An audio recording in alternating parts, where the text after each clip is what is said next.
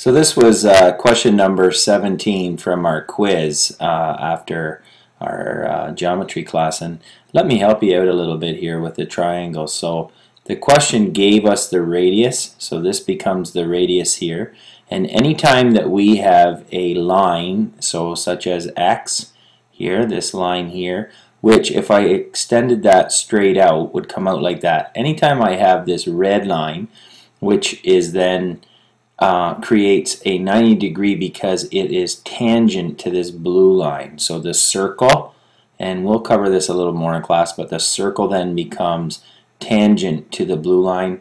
The red line creates a 90, and then if I use a different color, let's say brown, and then I have now my hypotenuse here in the brown. So I was given my radius and I'm given x, and so I can find my hypotenuse, then add on the radius again, which is again here, and I can then solve for y.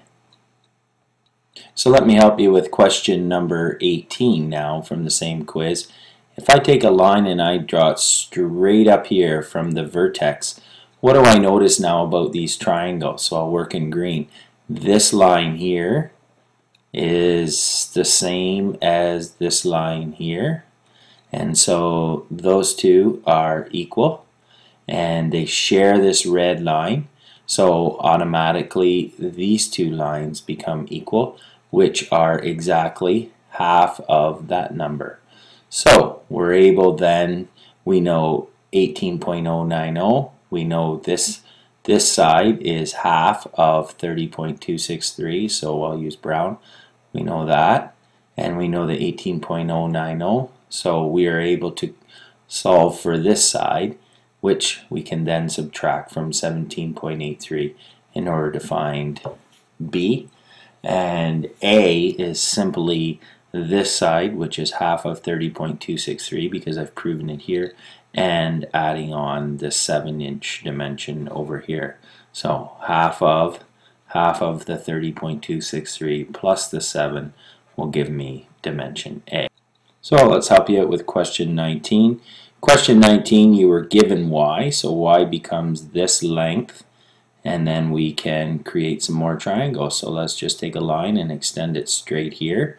Let's take another line and drop it from this point right straight down to that point. And so now that creates us a 90-degree angle here.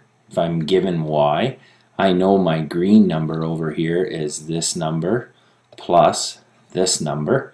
And so now, knowing y and the green, I can solve for the blue. Same idea down here. I can create this blue line here for this triangle. I can create this green height here for the triangle. And now I know the green height is 800.